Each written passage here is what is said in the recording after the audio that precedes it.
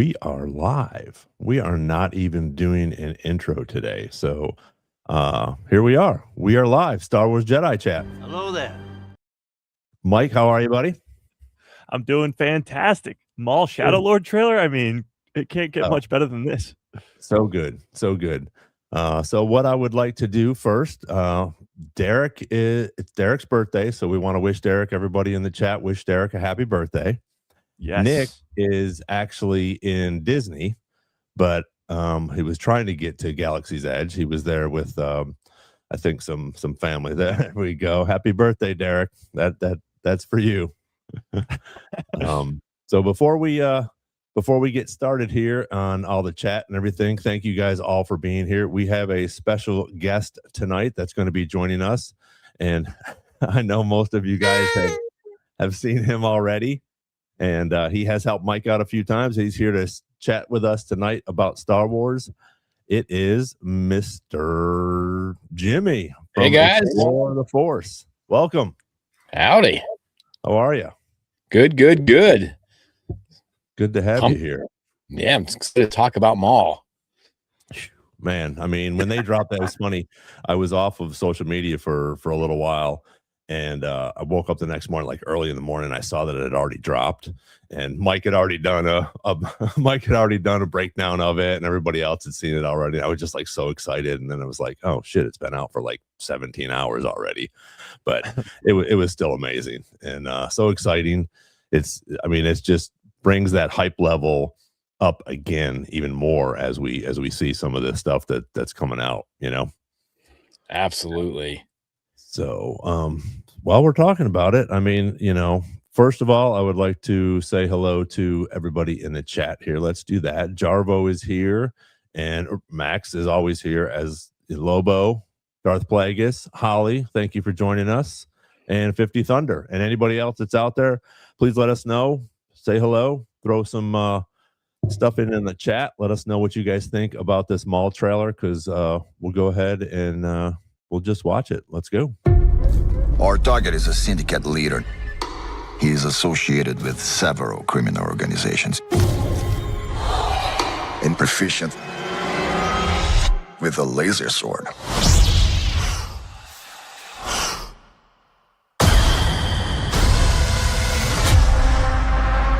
The Empire tried to kill me.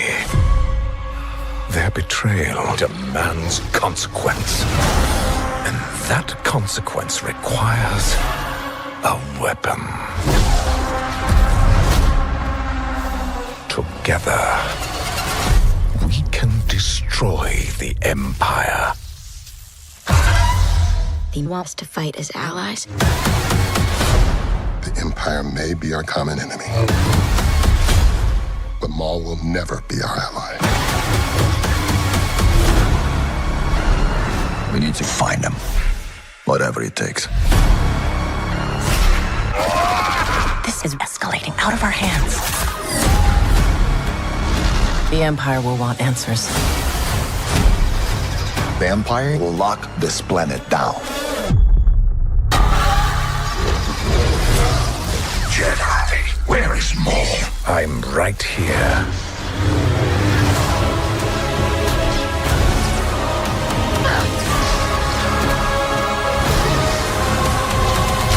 Let us have our revenge.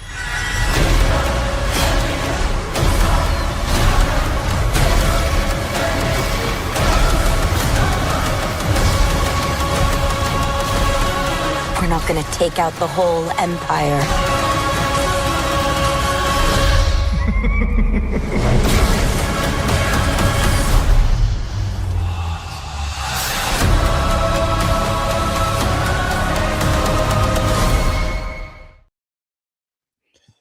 I mean, come on.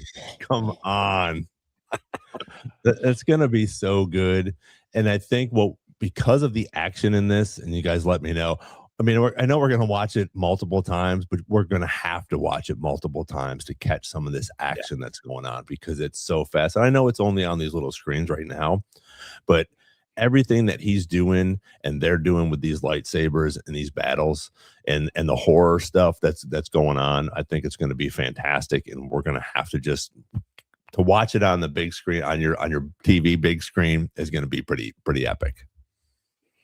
Yeah, I mean, the horror aspects of this trailer is what gets it like to the next level, because a lot of the scenes, or some of the scenes, are the same from the first trailer, but the first trailer was very much a teaser, and this is an official trailer, and it's the last trailer we're going to get.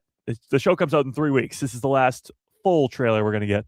There'll be more marketing for the show, but it's just those screeching noises as the train goes past and he vanishes, or where he ignites the lightsaber and kills all the pikes. Like, that stuff is just so good because it's nothing like we've ever seen in Star Wars before.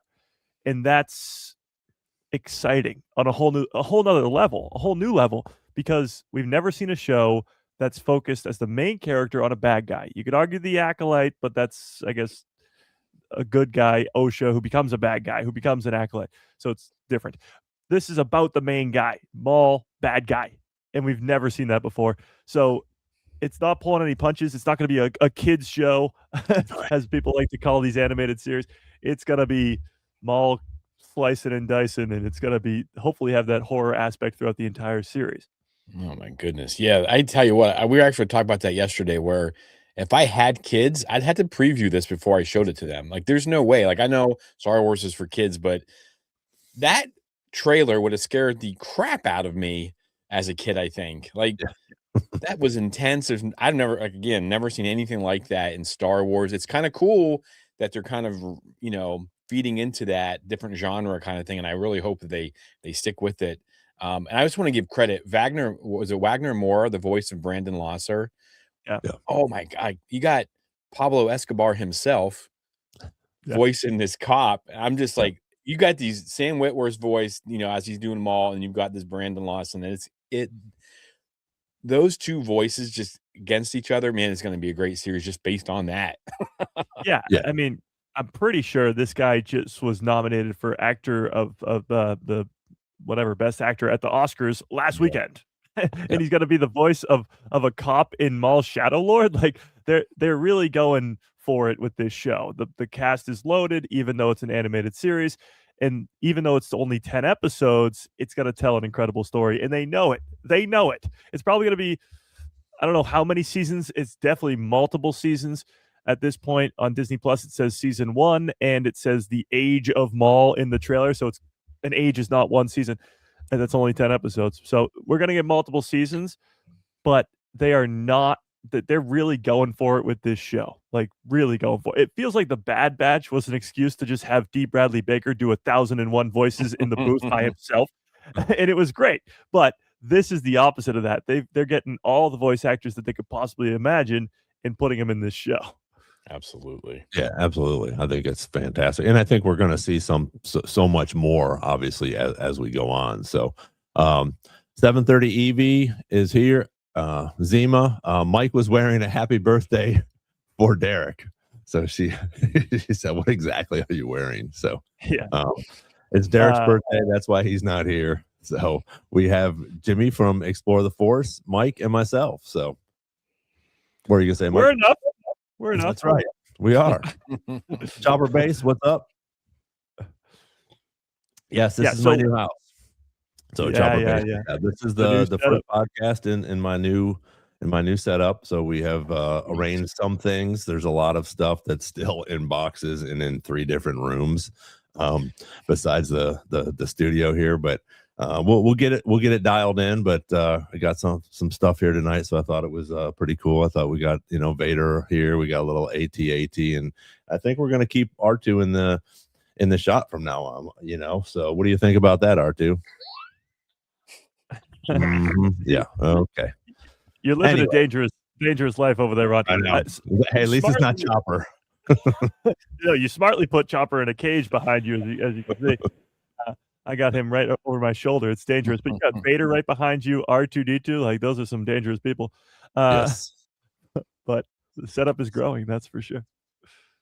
What So Jimmy, I'm interested to listen to your aspect on this for Maul, because I just don't know how much in the story behind your Star Wars history. So is Maul a good character for you? I know it's in Mike's top 3. Yeah, it Number was 3. actually my second Star Wars tattoo, maybe third. First was Nice. Yoda, Chewie, and then Darth Maul, I think was either second or third, but just such a great character. So what do you think? Oh, yeah, it's crazy to me. I remember going to see The Phantom Menace, and that fool gets cut in half. I'm like, well, that was cool, I guess, and I was just like, all right, whatever. And then, of course, everything we've gotten since, and just the character, Sam Witwer brings this guy to life with that voice and those emotions. And you get him in Rebels, you've got him in Clone Wars. Yeah, he breaks my heart. Him and Asajj Ventress, they both break my heart with, their stories are so tragic. He just never learns. And, it's going to be fun to watch this show, watch Devin around him, because she doesn't know him like we know him. And he's going to believe in him. I just think that getting to tell this story of Maul like this is brilliant, because what a great character. You know what I mean? Like, he's up there for sure. Villain side, misunderstood, whatever you want to call him. Like, what a potential. And I think we're going to get to see it now. That's amazing. Yeah, Yeah, absolutely. 'cause he's not a straightforward character at all. 'Cause No. he's not like, you got Vader and Palpatine, they're the bad guys, and this is Yeah. about Maul, who's not a good guy at all, but he's not that bad. Like, he's not as bad as those guys. So it's a very blurry line of good versus evil, especially in this show. Well, and I think we've talked about it before, but you have this character that wasn't very it wasn't in a lot. I mean, obviously that first time that we see Maul on the big screen and he lights up that dual lightsaber, I mean, everybody just blows their mind. It's that Yeah. Joe Rogan, thing with at the fights. But it's sort of like Boba Fett, where there was just a little bit of him and he became such a huge character. And I think Maul did as well. And I think that's why we got Boba Fett back. I think, and that's why we got Maul back, because unfortunately they were killed off, but they weren't. So they were able to bring them back, and to bring them back at this time, I think is fantastic. And as I watched, some of these social media, and they have the different things where they're, who would win this duel and who would win this duel. I see that a lot where Maul loses, and I'm like, he's such a badass. I mean, obviously Palpatine just wipes the floor with him and not Asajj, but his brother, and so it's like that I can understand. But I mean, he killed Qui-Gon. Yeah. And now when we see these lightsaber duels that he's doing, and I know it's animation, but even Ray Park did such a great job with his spins and the lightsaber duels that they did. And I think, Mike, correct me if I'm wrong, or Jimmy, maybe too, I think they slowed down one of the fight scenes because they were actually going so fast, which I thought was really cool. It was Ewan and Ray Park in The Phantom Menace. Like, that final fight right after Qui-Gon dies and the Ray shield opens, that had to be slowed down because they were too good at it. They were too good at their jobs. Yeah, and think about the stuff they did in season 7 of Clone Wars with that mocap. That was Ray as well, wasn't it? Yep. And I mean, just phenomenal. Yeah. Him and Mary we did an interview with her. Lauren Mary Kim, that's it. Was the stunt woman in that played Ahsoka. And her, she said Ray Park was just insane. Just bonkers what those guys can do. So and I think they've just hyped him up even more with these trailers and this season, and it's just going to be insane to watch him fight all these other people. And I think that's what's going to make a lot of these other fans come to watch him. And I think I text you guys, or I even said it on your podcast yesterday, Mike. This is going to be like a John Wick movie with lightsabers, because there's going to be so much death, in this, and I think it's just going to be fantastic. Yeah, I know Charlie talked about wanting to keep a tab, like just have a little clicker. How many people does Maul kill? How many people die? It'll be pretty good. I'm sure after the first season, we'll be able to find that. Somebody will do that, because you can do that for John. You can, say, Google you know, how many people died in John Wick, and I think it's like 86 in the first movie or something like that. You Uh, know, well, I mean, Force Awakens, billions die. Yeah. well, yeah, Yeah. No, no, you're absolutely right. I mean, the coolest part to me about the character of Maul is in the same world, in the same fandom where the biggest complaint is somehow Palpatine returned. Somehow Maul returned is like the greatest thing ever because everybody loves him after his return because his story in the Clone Wars and his story in Rebels is just so good. So it's more so the explanation of how he returns and how it's all about this revenge for Obi-Wan and whatever. Obviously, the somehow Palpatine returns, it needed to be explained a little bit more than that, but we didn't have the time. Now we do. Either way, I digress.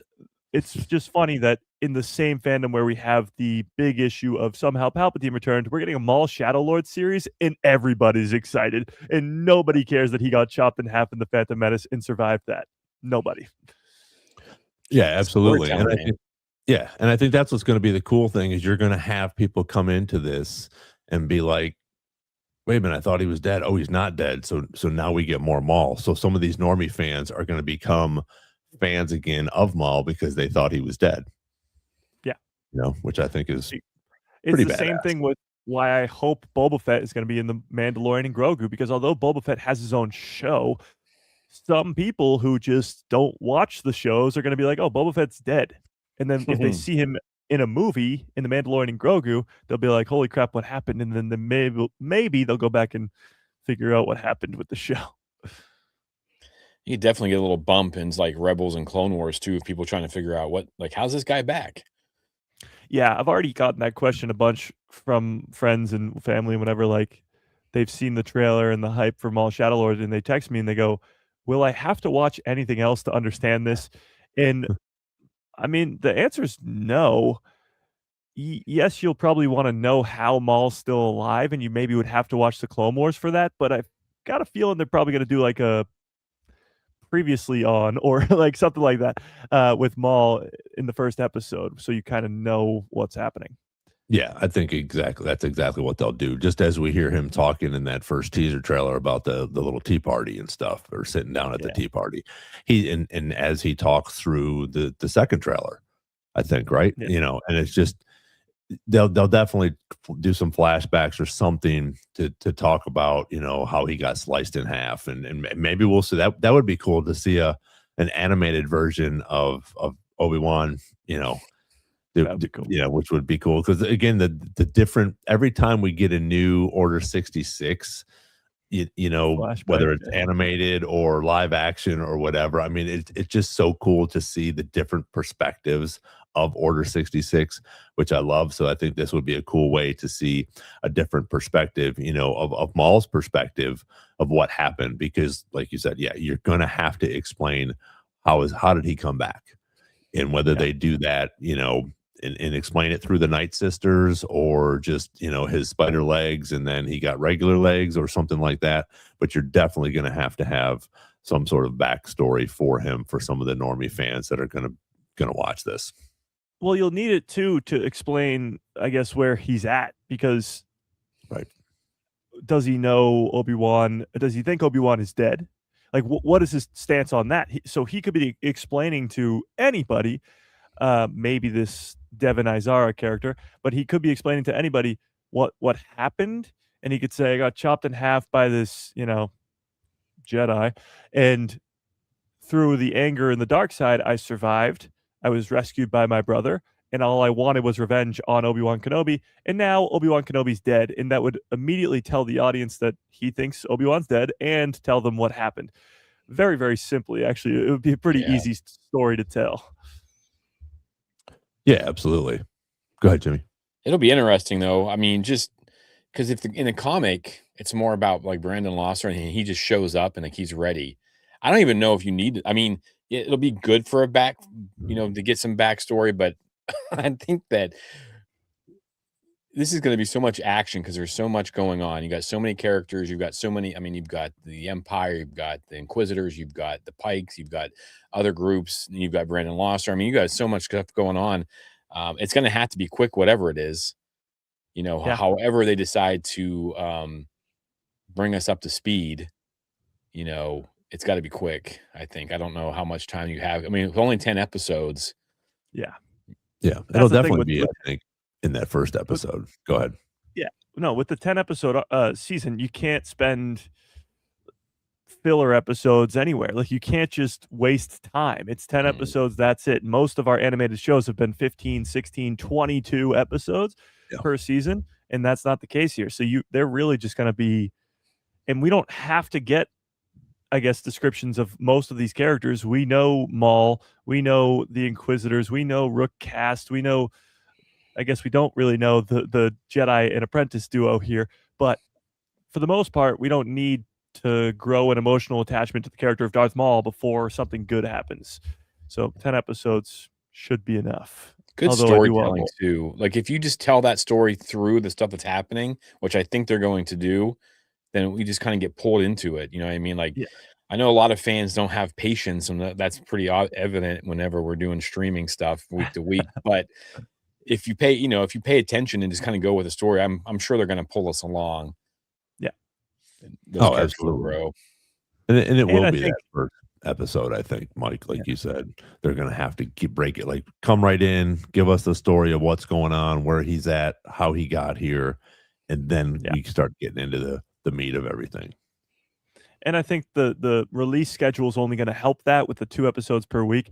It's Mhm. going to help the viewership numbers a lot, but it's also going to help, like, if it was just 1 episode on the premiere and then you had to wait a whole week for the second episode, people might just fall off. But if you've already in 2 weeks have half the season or almost half the season, then more people are likely to tune in and see it through, I guess. And it's going to be Star Wars Day, so who's not going to want to watch Star Wars on Star Wars Right. Day when the finale comes around? Absolutely. You think we'll get a backstory on Devin? Like we'll see, like, when you talking, Ron, you were talking about Order 66. Do you think that we'll see, Master, was it Eco, Dio, and Devin's characters? Do you think we'll get to see like their story? Like that'd be kind of cool, or they were just off somewhere, Yeah, I think honestly it could be the opening scene, much like Kenobi's opening scene was how Reva survived Order 66, and it was the siege of the temple on Coruscant. It could be just that. Like they probably weren't on Coruscant; they probably wouldn't have survived if they were. But yeah, that opening scene could be how they survive, and then we tune into Maul. But Yeah, I think that's probably, you're gonna have to get that because is it Brander Lawson, the officer? Mhm. And I mean, sorry, it's a spoiler, but if you haven't read the comic book yet, the first comic, he's an ex bounty hunter. So that makes him a little bit more, I feel like, sort of like that Jedi that steps on that Sith line right there, and sort of like Mace, where he could go either way, but because I'm sure he's done some bad shit and seen some bad shit, but now he's on the side of the law and he wants to go after Maul, which, like you said, Mike, maybe because of his son or whatever, but he's got a little bit of a backstory in him, which I think is cool, and that is where I think we'll see him maybe cross the line a little bit to try to go after Maul in a different way than just the straight and narrow. That's what, yeah, because in the comic itself, I mean, he crosses the line trying to get the bad guy, and I mean, True. so right off the bat, we know this guy. He wants to do what he thinks right, but he doesn't care how he does it. So he's going to be in this morally gray area from get go. So now you just have everyone. Everyone is like just in this, in this. No one's a good guy. There's like, other than Devin and was it Master Eco? Like they're the only two that are going to be good. Everyone else is like, well. yeah, Ends and even justify the Devin, means, little Machiavellian, Maul show. yeah. Well, even Devin is going to be towing that line as well because she's Yeah. probably going to fall to the dark side. Now, Yep. I think the only way, as you see in the trailer, Devin talking about, oh, Maul should be an ally for us, and her master is sort of the one who talks her down from that. Like, the Empire's bad. We're both fighting the Empire, but Maul will never be an ally of ours because obviously the Master's been around longer, but the Master probably knows who Maul is, at least heard the legend, knows of his existence, knows that he was once a Sith Lord. Devin might not know that. And if something terrible were to happen to the Master, like possibly a death, but I didn't say that, you did. No, if they were supposed to die, then Like killing more people. No, I didn't do it. You did that. Nope. You heard it. Jimmy just said that. It wasn't me. No. You're going to see the master die, Eco Dio, and that's going to be the turning point because there's no more anchor holding her to the light. Like, that's where we're going to see her fall. And even you get it in the trailer, which is awesome, when they're fighting Marok on the train. She makes a decision, like it zooms in on her face, and she goes from this to angry to, okay, I'm going to beat the crap out of this guy. And the two of them work together to probably kill Marok, but we'll see, to fight Marok. So you do see that shift happen throughout the trailer, and the master is nowhere to be seen. So even the good guys will be towing that line.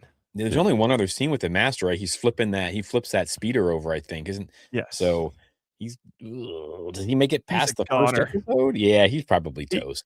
Which sucks because Dennis Haysbert's voice, like, again, the voice acting in this is so good. Yeah. Well, that you bring up a great point. Every time you see Devin with Maul, Eco Dio's not there. So he might be gone, like you said, first or second episode, which would be wild.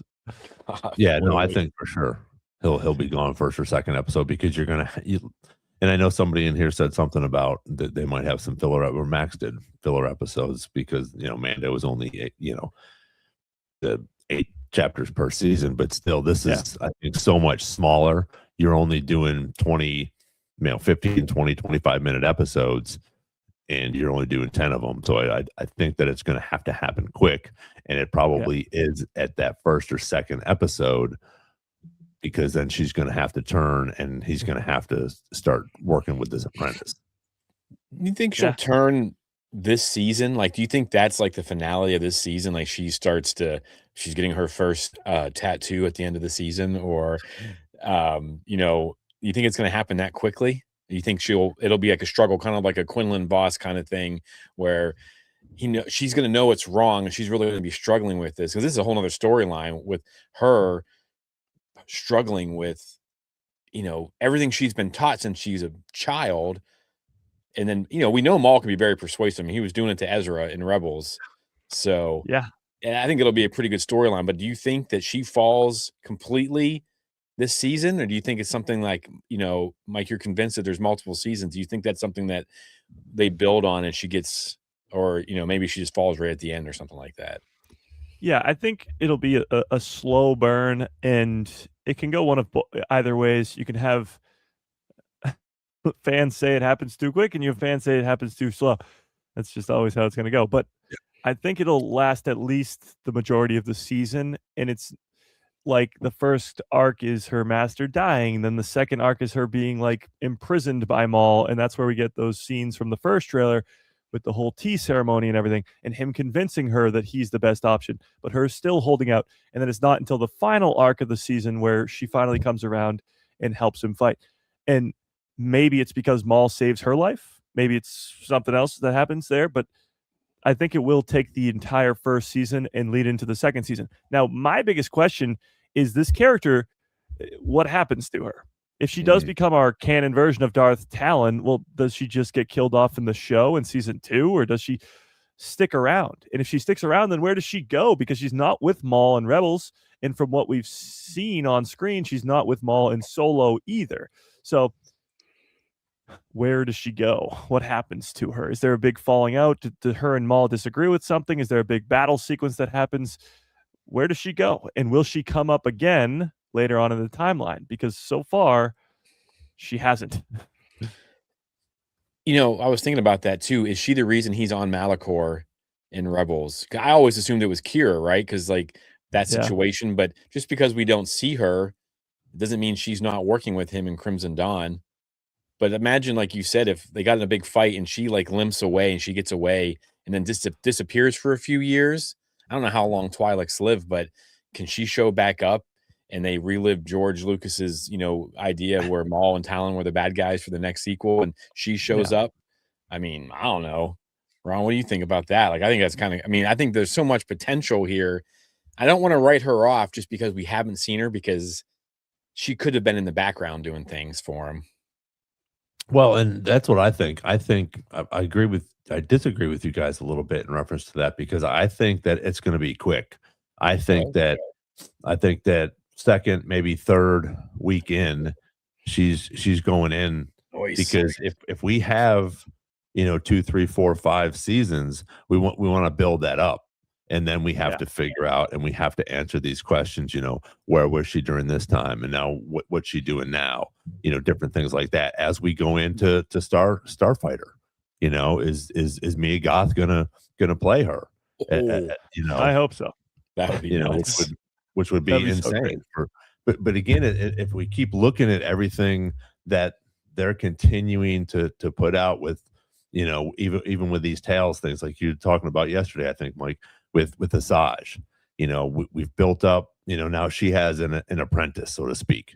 So they're building these things up, and I think if this is what you have, Dave Filoni, that's still now the president and still the creative guy, and this is George's, bad guy. Sequel trilogy. Yeah. Yeah. So this could be, I think that's why I think she's going to turn quick. They're going to become partners. We're going to see them rise up a little bit more, and then we'll have to get those questions answered when she's going to go away. Whether she walks away on her own, whether she's still with him but nobody knows about it, or whatever happens. But if this is going to be Darth Talon, then I think she's going to have to go quick to the dark side and ally with him. Honestly, the end goal for this entire series, to me, at least based off the trailer and based off of Maul's character as we know him, is to get revenge on Palpatine. That's it. Mhm. It's to take down the Emperor. And I mean, we know he fails, but how badly does he fail? How close does he get? There could be a world where in season 2, 3, 4 of this series, we actually see Maul and Devin, we'll call her for now. Maul and Devin get close enough to Palpatine where they're in the same room. And maybe it ends the exact same way it ended on Mandalore. Maybe it doesn't.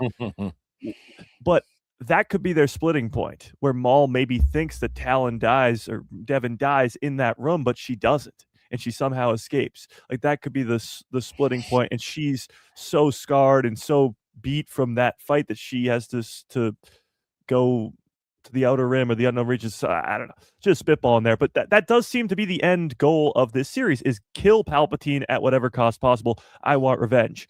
And he's trying to build his underworld empire and get an apprentice to do so. So it would be really cool if this all ended in a like Dark Disciple, Quinlan and Asajj going to take down Dooku, but Maul and Devin going to take down Palpatine. Yeah, and it would be even better. It'd be even better if Maul didn't know about Vader's existence, and when they go to assassinate Palpatine, Palpatine just laughs, and then there's this epic entrance music, and Vader just walks on it. I got high hopes for this show. Well, but I think that's what's going to happen that's what I think that the end of this season will bring is whether it's a cliffhanger that they walk in and there's Vader and Maul, and then boom, we end this. We end it this season, which I think would be epic. But we're all going to be minds blown because now we've got to wait a freaking year to see what happens. Dual hallway scenes where the lightsabers both come on and then it just cuts to dark. You're like, no! That'd be awesome. Yeah, that would be amazing. But Papa Boz, I agree with you. I think that this trailer sort of it doesn't look like it's not going to be hard for her to turn. Because first of all, we're after Order 66. So she has an idea of what's going on and with the Jedi because they're all still hiding, correct? Yeah. So now you have Maul who's really not the bad guy in her eyes. Her master might know who he is and what he's done, but she sees him, as another force wielder, I'm guessing. And you have all the crime syndicates or all these other bad guys and the Empire that her and her master are fighting. Her master gets killed. Who knows whether it's going to be by Maul or who else? Especially if it's by Morok or somebody like that. That's definitely going to piss her off. So now she has this other force sensitive person that she's been interacting with. So why not join him? He wants to take down the Empire too. he's got force powers. So let me show you a little bit of the dark side here. And once you go dark, usually you don't come back from that. So unless you're Anakin, 30 years later. Yeah. Well, to Jimmy's point too that he mentioned a second ago with the whole, I guess, Maul already did it to Ezra type deal.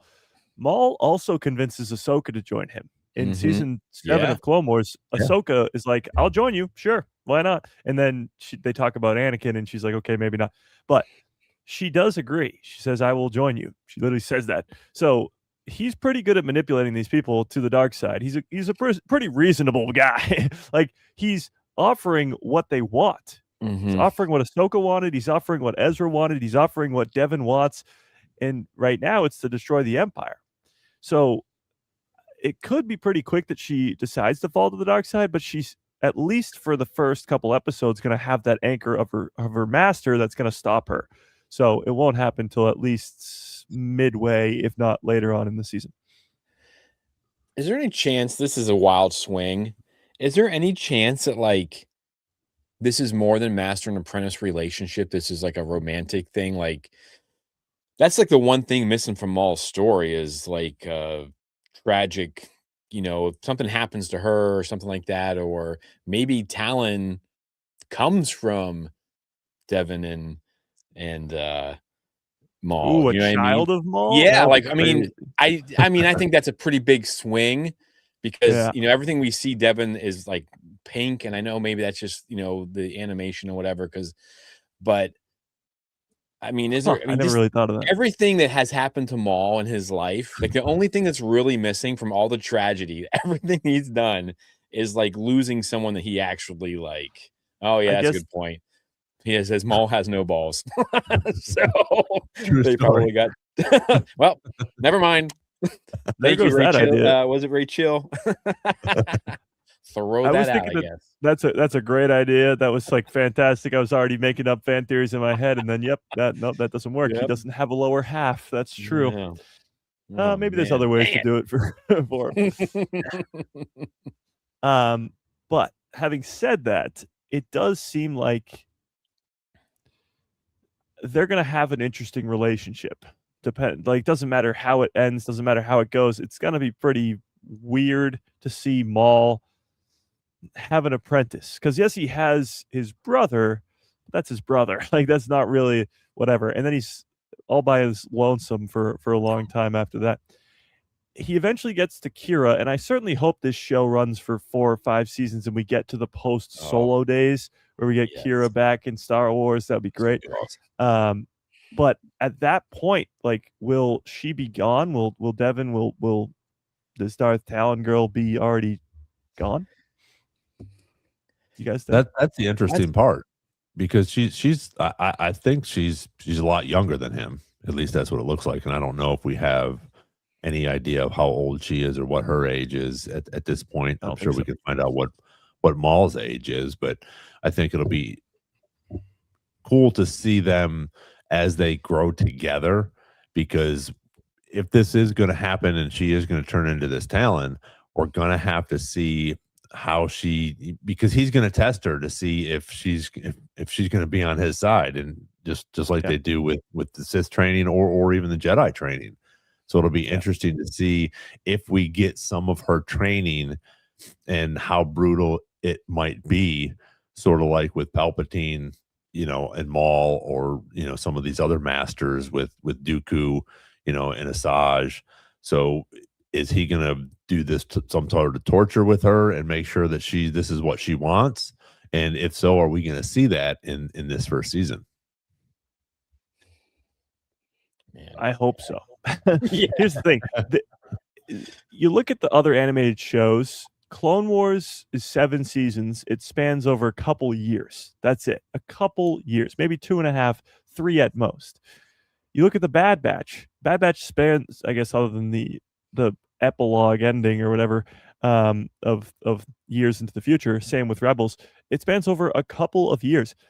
Maul's story has a 15-year gap in it. To cover 15 years, we're either going to have massive time jumps in between seasons, or it's going to run for like 20 seasons, which it won't, but it could run for forever. This could be a way longer show than The Bad Batch or even Rebels. It could go for 5 or 6 seasons. It could be up in that Clone Wars level of seasons. I don't know if they'll go that route. I kind of like the 3 seasons, maybe 4, but there's plenty of time with Maul's story. 15 years is forever in Star Wars. Most stories take place within a couple weeks of each other. Yeah. Well, and I think that's the interesting part because you only have these 10 episodes. So if it was 20 episodes or even if it was 15, I think we might see, maybe a little bit less. But I think if they're going to do this and do these 10 episodes, you could be looking at a 4 or 5 season arc that goes on with this, which would be awesome. Yeah. But they also do fill in a lot of gaps in a short amount of time as well. So we might roll in and we don't know what the time gaps are going to be in these first episodes. Is 1 and 2 and 3 and 4 are going to be back to back, or is 1 and 2 and then 3 and 4 is going to be a year later? And are we going to get that explanation? Is that going to pop up on the screen and say, 1 year later or whatever the case may be? And is this whole season going to be on Janix? Because there's a bunch of stuff going on. But again, we have this big, huge galaxy. So there's a couple other planets in the trailer. You have Obadiah, which is the Pike's home world, and then some mysterious planet that I don't think has been identified yet. But for the most part, I think it will take place on Janix. I don't see there being inter-season time jumps like you were just talking about, like Andor season 2 had. I don't see that happening. But in between seasons, I could see it being multiple year time jumps. Like maybe the season ends with a big cliffhanger, but you don't meet up with it until a year or 2 after that. And then they have to sort of explain what happened in between in the season itself, like they did with Andor. But it's a long time to spend with the character of Maul. You have to at least lead to him going to Malachor 5 because he's completely by himself, stranded there. There's no empire under him, like a criminal underworld empire. He doesn't have Kira or the Crimson Dawn or Devin with him. He's by himself. What happened? You have to get to that point where he's alone on Malachor 5. Now, maybe he's stranded there for years, and maybe this isn't 15-year time gap. It's only 10 years. But you have to explain how he got there because that's the biggest thing going into this show. What about Kira and Devin working together? Let's say Devin makes it and this story continues to go. If you think about like Crimson Dawn, it's mostly women that she trusts, right? I mean, everyone in her upper echelon, those two could easily team up and outsmart Maul. I mean, the problem is though, both going to be around. That would be cool though if they're the ones who stranded him there. Well, maybe it's so much so that even as Maul gets older, the revenge in his mind grows stronger and he goes crazy. He literally loses his mind. And he wants to go to Malachor 5 because that weapon is there, and he wants it so bad that maybe you're right, Kira and maybe Devin's still there. Maybe she's not, but either way, Kira's like, the old guy's got to go. Like it's time for him to go. We'll tell him we'll drop him off on Malachor 5 and we'll leave him be. Like he's just hurting us right now. Like he's just too fixated on this. We don't need this. The Empire's fine. We'll live with them. We don't need Maul anymore. So maybe something like that would happen. I'll be down for that because the Crimson Dawn does return later in the comics, and you see Kira. She even fights Vader. Empire time period. Yeah, in between the original trilogy movies, and she's with the Knights of Ren too. So she does return with the Crimson Dawn. But I would love something like that. If we see Maul lose his mind, that would be awesome.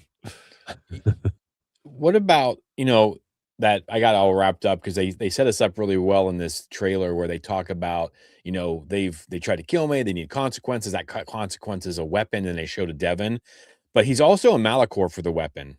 Yep. What if this is like him trying to find this information to get to Malachors? You know what I mean? Like there's other options. I think they really set us up with like, I need a weapon, and bam, Devin's on the screen, you're like, oh yeah, it's gonna be her for sure, you know. But I mean, if you remember, he wants to use that as a weapon in Malachor to defeat the Empire because he's still on that kick of defeating the Empire. Yep. No, you're absolutely right. And maybe it is the trailer just trying to trick us, a little bit of trailer magic going on there, which would be cool.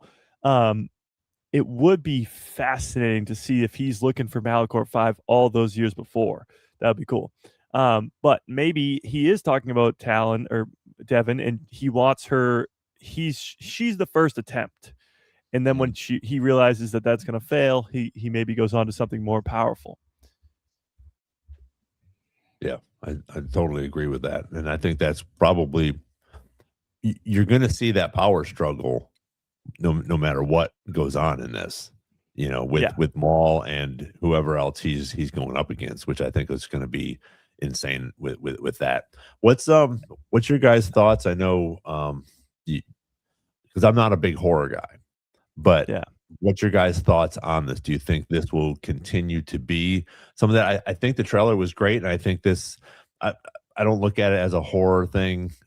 For me, I just thought it was the cool way that they edited this to bring some of that to life and to bring some of the surprises, maybe not scariness, but more surprising things, you know, like, you know, when Malak comes up behind or Morak comes up behind him, you know, and puts his hands on his, you know, because they're gonna try to fight together. It sounds, you know, looks like, you know, he's gonna get some information, you know, whatever. I don't think that they're gonna kill off Brander Lawson right away. So that'll be interesting to see how that happens. But I know, Mike, you think that, you know, Brand, you know, his son's probably gonna die by the. Do you think it'll be by the hand of Maul? Well, Brander needs a reason to hate Maul more than others because he's on Janix. He's been on Janix. He knows that this is a underworld planet. He knows that the syndicates are here. Why does he hate Maul specifically so much?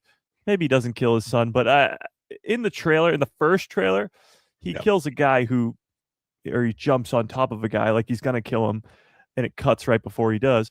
That looks like his son on the poster to me. So it wouldn't be shocking if he kills his son, and then that's why Brander hates him so much.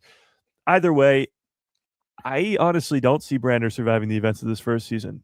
Somebody's got to go by the end of the season, and people who are not on the chopping block are Maul. And I guess the Inquisitors, we know at least the Crow can't die. The 11th brother can't die. Morak can, I suppose, but I don't see Brander being the end goal villain. And I think you're going to see a pretty sad end to the captain. Oh, man. Well, let me put it this way. Have you guys seen Breaking Bad? Yeah. The show Breaking Bad. One of the greatest shows of all time, you know, highest rated shows of all time, whatever. The storyline, and if you just look at it from afar, of season 1, episode 1 to the finale of Walter White is awesome. He's this pretty much normal guy, gets hit with this horrible news and on his birthday of all days, and he has no money, so he starts doing this thing to get money. He does it. He gets addicted to it. He becomes obsessed, and he sort of just loses his mind and becomes more obsessed with this thing than his real life and his wife and his kids. And that ends up with him, you know, spoiler alert, dying. But having said that, I think that this show could go down a very similar path in that way, where Maul is this Walter White character, where he slowly is so obsessed with this idea of revenge that it makes him go insane. And that's where we see him on Malachor 5, and eventually it leads to his demise versus Obi-Wan Kenobi. Spoiler alert. On ruining, Mike, you're ruining everything tonight. Damn it. Okay. But we already know Maul's ending. So we're just trying to go from where we saw him in Clone Wars to where we see him in Rebels, and how do we get there? And if this show shows a steady decline in Maul's sanity and his want for revenge, because it's not until he's defeated by Obi-Wan where his eyes open wide and he goes, holy crap, I figured it out. And that's where he's going. Is he the chosen one? Obi-Wan's like, yes, I believe he is. Will he avenge us, or will he avenge us? And he says yes. But up until that point, he is so blinded for the want for revenge for Palpatine, and then when he realizes through the Sith holocron that Obi-Wan's alive, he's on that now. So I really hope that we see, just through however many seasons there is of this show, you watch episode 1, season 1, and then the finale, and you see a drastic difference in Maul's sanity and just the way that Maul ticks throughout the entire show. That's my hope. Yeah, if you see, if we see Maul snap, This is where the fun begins. it's going to be insane to watch him go down that path. And I think that's what we're going to get with some of this, horror that they're coming out with. But I think it also plays into all the rest of the characters as well, and this whole story, which I think is fantastic. Because again, if you look at him, as bad as Darth Vader is, as big of an icon as Darth Vader and everybody knows what he looks like, and he does look very menacing. But I mean, Darth Maul, no matter what your beliefs are, looks very similar to a devilish character. Yeah. And he's more of a monster type of thing than Darth Vader is, I think, because you have the metal or the plastic breathing and the cape and the all black, but you have this menacing, devilish looking character, and now we're going to see him just go insane, and maybe literally, maybe not, but on all of these different characters that's going to happen. And we're also going to have to figure out these brothers that are going to come with him, who's going to go on with the two of them. How does he, if there's more, or if it's just the two of them, along with what is it? Why is there only two? Yeah. That's a good. Why is there only two of them? Like, if he's going to Dothamir or going wherever and finding these Zabrak brothers, why does he only grab two? Like, you'd think he would grab more to have an army of some sort. So maybe there's only two left. I don't know. But those are the questions, like, the first couple episodes will hopefully give us answers to. Yeah, they're going to have to answer some of those questions. Go ahead, Jimmy. Yeah. I hope, your question about the horror thing, I hope that we get like a scene where like there's some kind of pike or some other unit, and all of a sudden people just start getting snatched, or, light comes on and someone's gone. Like, I do think that they, like you said, like Maul looks like the devil, and, that's a pretty scary visual for most people. You could play into that. You could lean into that. And I feel like, as popular as this trailer is going to, I know it's too late now, but like, if we do get another season, they could always, like, wow, this is really popular. We should really lay into this, like, horror thing a little bit more. But, because we kind of got it with Wrecker going after Omega in that one episode where his chip was like malfunctioning or whatever, or something happened to him. It was kind of, it was kind of, a little intimidating, but you have Maul chasing me around. Maybe he chases Devin around at first or something, or, we get that scene where he walks in and his shadow like basically consumes her. Yeah. I think it would be a mistake not to lean into how terrifying he really can be. Like, and then just set that tone, like, bam, like, this guy is not to be trifled with. We know he's not to be trifled with. He took over Mandalore and all these other things. And so I think that would be pretty awesome. Yeah, it'll be interesting to see what happens when all this stuff comes to fruition, because we have so much going on in this, and that's where I think it's just going to be. I think it's going to be very fast paced. We're going to slow down a little bit, for a tea party, or for an explanation here or there. But I think it's going to move quick. Someone's just going to throw dynamite in the middle of that tea party. Yeah, exactly. Yeah. So it'll be interesting to see. Mike, I want you to, if you don't mind, let's go through some of these characters that we have here.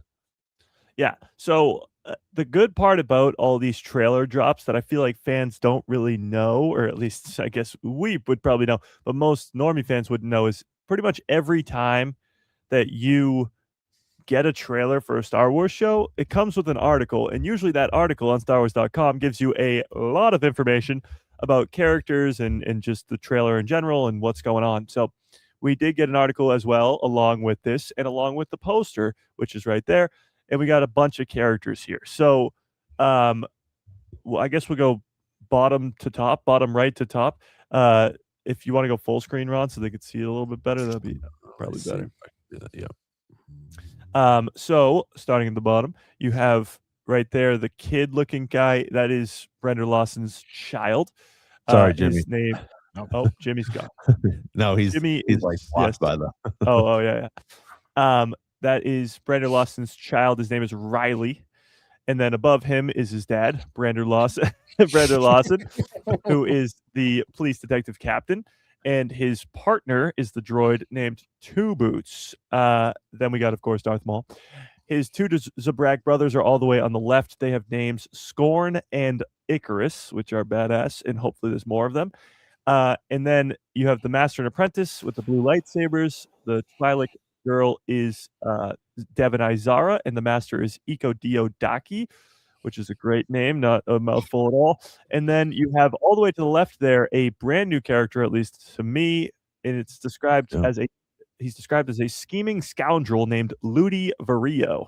So in the poster, he's pretty important. He's got to be, or at least I think so. And then, of course, a very familiar Mandalorian named Rook Kast, who was in Clone Wars Season 7 and voiced by Vanessa Marshall, who we actually do an interview with. So if you guys haven't checked that out, check that interview out with Vanessa Marshall. She had a fantastic interview with us. We're actually going to have her on again to talk about some more Star Wars stuff. She talked about her podcast that they have. Need to go check that out as well. It's pretty cool. But if you haven't already, check her out in that interview. But yeah, season 7 she was in, and I think it'll be interesting to see what this character brings to this as well. And like I said, we're going to have a whole bunch of different things in here that we're going to have to get explained, especially like that. Would you say Lou or Louis or whatever that little Ludi, scoundrel thing is? So yeah, I don't know what's going on there. That's the thing. Like, there's still that aspect of the show that we haven't gotten in the trailers. The 2 trailers that we got, we don't have the Pike side of things. Like, it's all focused on Maul and this girl, and all the other stuff is sort of pushed to the side. You'll still have bounty hunters, you'll still have the criminal underworld, and you'll still have scoundrels like Ludi that'll be a part of this show, and a big enough part to be on the poster. And that'll be also with this series. I don't know if they're sticking to it with the Maul series, but for the most part, when it comes to Star Wars shows, the trailers are usually only the first couple episodes. Most of the footage is from the first couple episodes. I don't really see the fight on the train with Marok being in the first couple episodes, but maybe I'm wrong. Maybe this show will absolutely blow our minds, but it does seem like they're kind of throwing that out the window when it comes to this series. But a lot of faces and names to faces with this poster. But the craziest part of this is a face that we don't see. A face that we don't see in either of the trailers or on the poster, but is in this article. And Sam Witwer specifically called out this character, and that is a character by the name of Spybot that will be in this series. Now, Spybot is being voiced by David Collins. And David Collins, you may know the name because he's 1,000,001 characters probably in the Clone Wars. And he is best friend of Sam Witwer. And the two of them played Starkiller and the droid Proxy in the game The Force Unleashed, and The Force Unleashed 2. But you're seeing a lot of similarities and parallels to The Force Unleashed and to Starkiller specifically in this Maul Shadow Lord trailers and stuff. Like, obviously him throwing the lightsaber through the AT-ST Walker is very Starkiller-esque, but this is where things get really weird. Spybot is voiced by David Collins, and Sam Witwer posted a tweet a couple months back now that said in 2006, Sam Witwer and David Collins played best friends off screen and best friends on screen with Starkiller and Proxy. I guess if you could call them that. Proxy tries to kill him pretty much the entire game. It's training. Okay, it's training. And then he says, and in 2026, Sam Witwer and David Collins do it again and are best friends in Maul Shadow Lord. Spybot and Darth Maul are best friends in this show. News to me, he's not in any of the trailers. He's not in the poster. He doesn't even exist. We don't even know who this character is. He's just a word on in an article on StarWars.com. We don't know who this guy is. So again, a lot of still mystery about these 10 episodes of this show when a main character, a so-called best friend of Darth Maul on screen, a droid named Spybot, or maybe not even a droid, but Spybot, is not in a single trailer and is not on the poster for the show, and is voiced by David Collins. Well, and that's my Thoughts, thing. I gentlemen? wonder. Yeah, my thing is I wonder when they say Spybot, is it some sort of robot, obviously, Yeah. but is it a smaller one? Is it in a computer style type of thing, sort of like L3 is in the Millennium Falcon now, Yeah. where something like that, where he can talk to it when it's in his ship, whether he's flying around, or Ooh, because interesting. I don't think it's going to be, if we're going to put Devin and him together, we can't have a third wheel. Okay, not that it's a romantic relationship, but him and Devin, if they're going to be master and apprentice, I don't think you can't have this third wheel hanging out. Maybe, I mean, we have Hu Yang and different things like Yeah. with R2 and C3PO, but I think that name, that Spybot, almost makes me think of just even one of those the little cylinder things that he sends off to to go out and look for Anakin and Obi-Wan and everybody on Tatooine. So something like that, but again, I think it might be something that's in his ship, or something that he can communicate with, instead of actually being a person or a physical robot. Well, the way Yeah, I kind of look at it is it's more so a canon version of this is the Force Unleashed.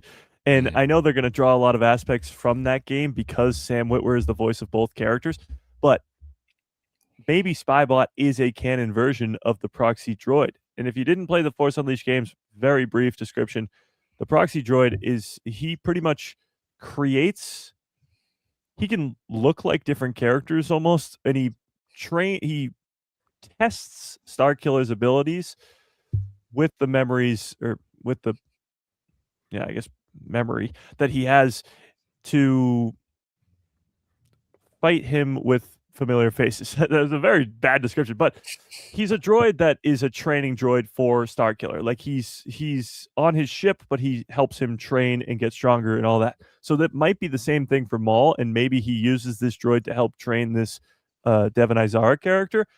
But it's just weird that they're making a big deal out of it. Sam Witwer's making a big deal out of it, and it's in this article. Like every other name in this article, you have Sam Witwer as Maul, the girl who's voicing Devon, the Brandon Lawson, Two Boots, the Master, Ludi, Riley Lawson, his son, Rook Cast, Marok, Icarus. Every character who appears on that with seemingly a speaking role is named right there. And then there's Spybot. Like he's the only other one named, and he's not in anything. well, That and is that's pretty why I weird. think that it could be like a probe droid, where it's something that maybe it's, I don't see a probe droid on there, but Well, probe droids don't speak. no, but again, we also and that's my thing. I guess like L3, um, and that's where I'm sort of drawing it from, is from a certain point of view, where you have some of these things that are thinking and can communicate. So maybe it is some sort of robot that he can communicate with. That's all I'm trying to. That's That what makes I'm sort sense. of figuring. Is Yeah, it something like that? Because I don't think he's going to have a best friend. Not that Maul could even have a best Yeah. friend. Yeah. It's a weird name, like Spybot. Spybot. I mean, so what do you do for a living? Oh, Nothing. like it's kind of bizarre. And usually I can, like, something pops into my head for, oh, maybe what this is. But yeah, I am kind of stumped at what Spybot could be. I mean, it doesn't even, again, nothing in the trailers, nothing in the comic. I don't think he steals that ship at the end. Maybe there's something in there. I don't know. Yeah, maybe that's why the comic doesn't come out before the show. Yeah. Like Because maybe does the show start before the next comic issue is issued? There's I one think more. so. I think there's Oh, one there is more one more? comic. I think there's one more comic before the show starts, or it might not. I wish Jacob was on Might here. be on He the would same probably day, tell us. actually. Yeah. But that's what I'm interested to see, because it gave us, Jimmy, as you know, you got the comic as well, but it gives us a little bit of information, but I'm interested to see how much more information we're going to get from it, because it's not going to, most people aren't going to pick it up. A lot of the normie fans are not going to pick that comic book up to get a little bit of the background. So it'll be interesting to see what type of information we get. It comes out April 8th, so it's going to be 2 days so after. Okay. Well, that's the thing. They might be doing that after. It's a prequel comic series, but the reason that it might be coming after the show, or the majority of the issues are coming out after the show, is because it reveals too much about the show itself. And it's more so you can go back and read the comic now after having seen it to explain why that is. And if Maul's got like this droid alongside of him that he's talking to a lot, you'll be like, well, how the hell did he meet this droid when he wasn't in the Clone Wars? And then the comic explains that. Like stuff like that could easily happen in the comic. Yeah, because I thought it was going to be a story of somebody, but yeah, it's going to be weird that these things, because we get one right after the show premieres, and then the next one's after it's over, and then we have two more. We have three more after it's over. So yeah, I mean, it could do, because they never really put, the comics are always the first thing that gets like changed. We've seen it other things, so I wonder how much the story, like how much, what we're going to get from it, really, because I mean, it'd be kind of weird not to know how the first season ends and you're sitting there waiting for the comic. You know what I mean? Like, to put something big in a comic like that would be kind of, it's not been done really before. So I would be hard pressed to see it getting done for a show like this as well. Yeah. It's great. Yeah, I mean, it's cool. Yeah, it's cool that they do that. It adds more, I guess, backing to the show. Like the idea that this show is going to run for multiple seasons. Like Lucasfilm has a very, very strong opinion of this series, so they make a comic series that goes right alongside of it. Like that is a good sign to us as fans that they have a lot of faith in the Maul Shadow Lord series. But to your point, it's not like that comic is going to do anything groundbreaking before the show's release. Yeah. No, well, and again, like, you get little tidbits here and there, and that's why I thought it was interesting, because we do find out, like I said at the beginning, we find out that he's a bounty hunter. And so that for fans like the three of us and everybody that's on here, that sort of helps build up that background, where it doesn't make, it's not going to make or break an episode or the series, but for us to know that little tidbit of information, I think is pretty cool. It was interesting.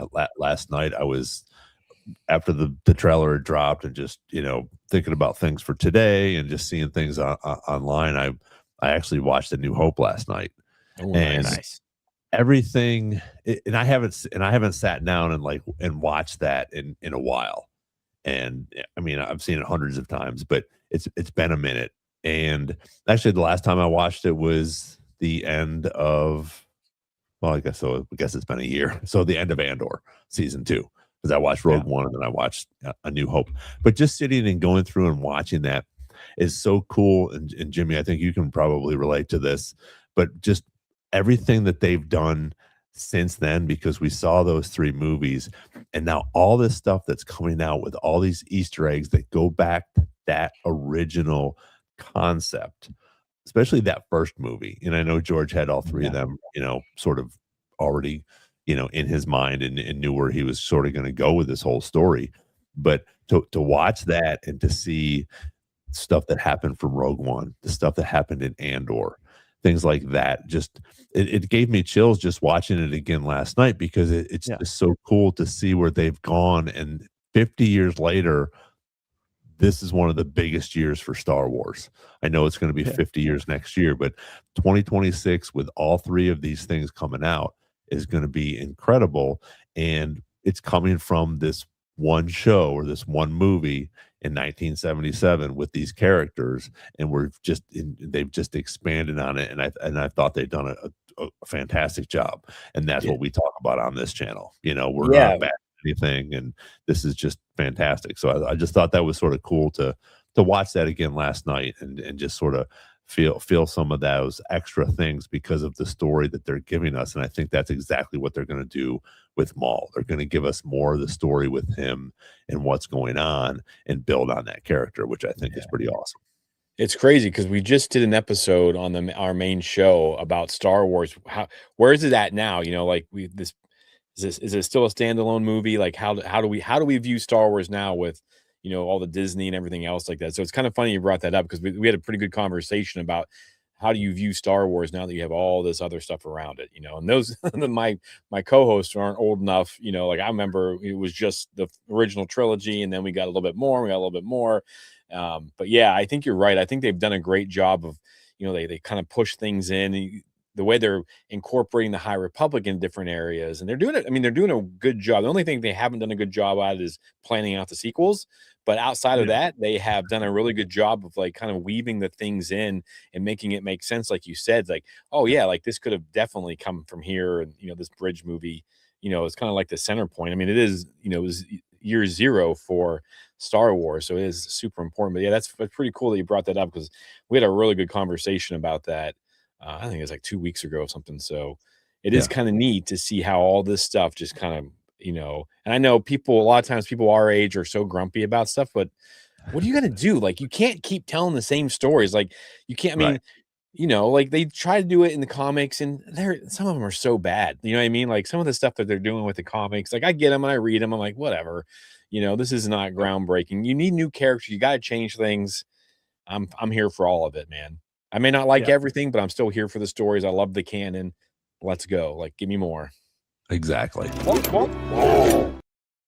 Yeah, and to that point too, like Ron said, how much you watch A New Hope or the original trilogy as a whole, and how much that story has changed. It changed in 1999 when the prequel trilogy started, but it's changed even more so up until 2026 because you have all that prior knowledge of characters like Anakin and Ahsoka now, and obviously all the backstory between Padme and Anakin and Obi-Wan and Anakin and the character of Qui-Gon. You didn't even know the character of Qui-Gon existed back in 1998 and before, I guess.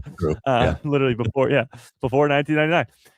But either way, the story has changed so drastically. That's why last year when Diego Luna was hyping up Andor Season 2 and saying, oh, Andor Season 2 is going to change the way you watch Rogue One forever, I was like, what is he, crazy? And then it did, and it was awesome, and it made Rogue One so much better. And I guess in the same way, it made A New Hope better because Rogue One makes A New Hope better. And it's crazy to think that a movie that came out 40 years after the original can make that original better.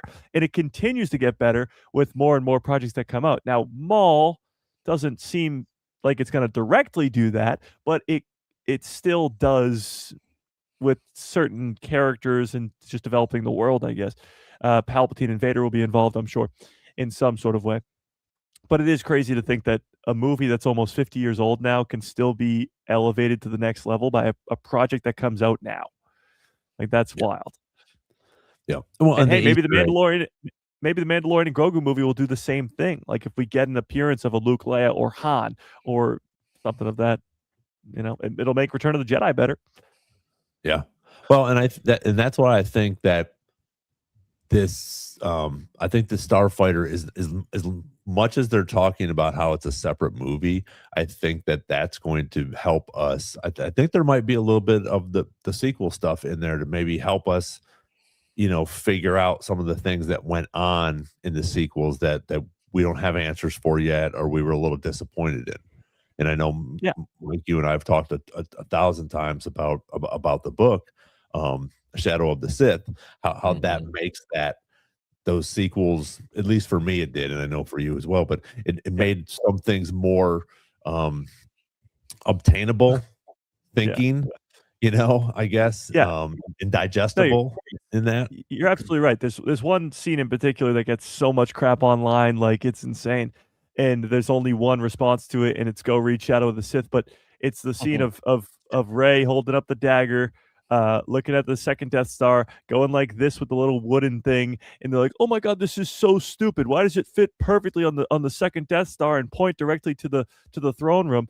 But that book And granted, at the time of the release of The Rise of Skywalker, that is a complete valid thing of going, this is stupid, this makes no sense. Yep. But at the same time, you know what else is stupid? It makes no sense. The entire plot of A New Hope. Well, granted, it makes sense in and of itself, but a lot of things that are said, like the Clone Wars, we don't know what that means. Like, there's a lot of things that didn't make sense at the time. But now it makes sense because in that book, Palpatine himself, well, a Sith cultist, but Palpatine himself, come to Ochi of Bastoon, say, you got to kill this girl or kill her parents and bring this girl to me. When you kill the parents, the blood will turn this dagger into a map or whatever, and it does that, and the map is to that. It does make sense now, but we needed the explanation. Just like the original trilogy made sense at the time, but it needed a little bit more explanation, and that's what the prequel trilogy is. So, yes, but I guess no.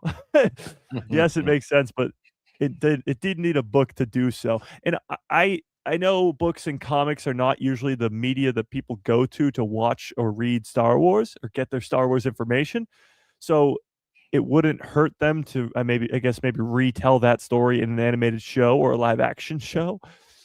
Just like Rogue One and Andor, we just talked about that. Those make the original trilogy so much better. And it's not because the original trilogy was bad to begin with. It's not, but it still elevates the greatness. And I think you could do the same thing with the sequels. Some people think The Last Jedi or the sequel trilogy in general is amazing, and that's great, but you can still put stuff before it and after it to elevate the greatness. But that's just me. Absolutely. I mean, just like what Clone Wars did for the prequels. I mean, oh my God. You know, just getting to see, because, you know, that happens so quick in the movie in Revenge of the Sith. But if you watch the Clone Wars and you invest in it, you get to see, I love the Clone Wars when Anakin does something and you see that flash, you're like, oh, and then Kevin Conner, you know, lays down a track that, you know, you can hear, and you're just like, oh my God, like I get goosebumps and my wife's like, what's wrong with you? You know what I mean? I'm like, oh, that's, you know, she's like, I know who he is. I'm like, yeah, but nobody else does right now, you know? And so it's just kind of crazy. Part of the problem with the sequels, though, is they don't really leave a lot of time in between movies to like fill stuff in. I know they're going to, Legacy comes out. And like you said, though, Mike, a lot of people don't read the books. And so I feel like a lot gets lost. There's not time in between the movies, but there is time before the movies. Like, there's a lot of stuff with Snoke's rise to power, how Palpatine returns, Luke Skywalker's fall of his Jedi Temple, Kylo Ren's fall to the dark side. All of that could be explored in live action, in animation, anywhere in a Clone Wars-esque series. Like 7 seasons of a Luke Skywalker Jedi Temple show where you see the fall of Kylo Ren. It would be the same thing. Anytime he does something bad and it plays the music, you would go, oh my God. And it's just like the Clone Wars, but for Kylo Ren, but for Snoke in the First Order. And then you, just like in the Clone Wars where you see Palpatine every once in a while, hooded up and talking to Dooku or something, you would see Exegol and Palpatine and what's going on with him, and it just we need that. Like, we need that so badly for the sequel trilogy to help it for a lot of fans who don't like it or just don't really know what's going on. Yeah. Well, and that's what I'm thinking. Like I said when we first started this little part, is if we get Mara Jade, if that's who Amy Adams is playing, you know, whether we think that it's going to be, you know, their kid, you know, or whatever, but if we get some of that, I think they could be trying to help save those sequels in this, and maybe it's just, you know, they've kept it under their hat and they're saying, oh, this is a standalone, this is what's going on, this is what's not going on, whatever. But if they bring that starfighter in and then there's a little bit of a story there where we can show what happens to Luke, whether it's Mara Jade dying or something happening to her, or a child of theirs or something like that, where he ends up, you know, because again, that is one of the things for me. I'm like, well, why is he such an ass when he takes the lightsaber and throws it over his shoulder? You know, I think we all sort of thought that. I was like, wait a minute, this is Luke Skywalker. What's the story now behind this? Yeah. Well, and then a couple seconds later, he tells you, oh, you mean that Jedi Order that at the peak of their powers allowed Palpatine to rise to power and have the Chosen One fall to the dark side? And you're like, huh, he's kind of right. And then you're like, I hate Luke. At the same time, he's kind of right. So what's going on here? But it's the majority of the fuel of why people hate Luke Skywalker in The Last Jedi is because they spent 40 years imagining what prime Luke Skywalker would look like, and we didn't get it. They were like, you're gonna get it. The Force Awakens has a cliffhanger of him standing on that cliff looking all badass, and you're like, we're gonna get prime Luke, and it doesn't happen. So in order to please those fans, we got The Mandalorian, and everybody freaking loved that. Him showing up at the end of season 2 was like internet breaking, mind bogglingly awesome. And then him showing up again in the Book of Boba Fett was awesome. So if you got a animated show to focus on the prime of Luke Skywalker and him building his Jedi Order and Leia and Han and them having a kid, that's what people have been waiting for the last 40 years. And then you can end up making him an old hermit, because Yoda's an old hermit, Obi-Wan's an old hermit, but we have so much Yoda and Obi-Wan. We don't have that for Luke. Again, with Anakin, you can have Anakin's fall to the dark side. You can have him as Vader, but we have 7 seasons of Anakin. We have 6 movies of Anakin. We don't have that for Luke Skywalker, and it's extremely necessary. Yeah, I do think that they're going to tell. I don't think they're going to be telling Luke's story like we'd all want, like you're talking about. Like that sounds amazing, but I do think they're going to try to fill in the gaps. I think that's what Filoni and Favreau are doing with the Mandalorian and stuff like that. They're going to tell these stories, and it may not come right out and punch you in the face, Right. you know, with this is the answer. But if you put things together, because we got Mando and Grogu, then we have what Heir to the Empire coming out now. If it's a TV, whatever it's going to be, they're going to put these building blocks in place so that movie makes a little bit more sense. And it's a shame that they have to do that to make the movie better. But I mean, if we get more Star Wars out of it, like, all right. And then you cap it with, in 27, you're going to cap it, with where we're going to start off, 5 years after the rise of Skywalker or whatever, and wherever that's going to go. I mean, I think Star Wars is in a pretty good spot.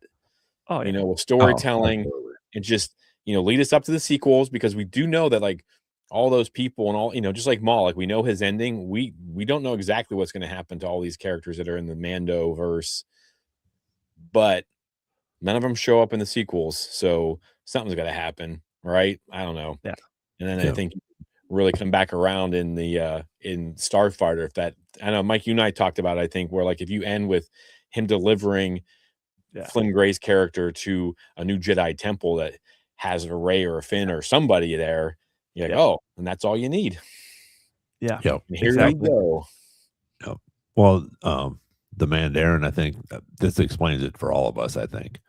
I mean, we don't need to like everything. Again, some people have their opinions on different animation, on different, movies and things like that. But everybody here enjoys Star Wars enough. And that's my thing. People talk about, Star Wars is that. Go out and look for, see how many Star Wars podcasts there are like this. And like, in yours, Jimmy, and see how many. Now, then go look and see. Okay, I want to find a Hobbit podcast. I want to find a Star Trek podcast. You could probably find them, but there's not many thousands of them like Star Wars. It's insane.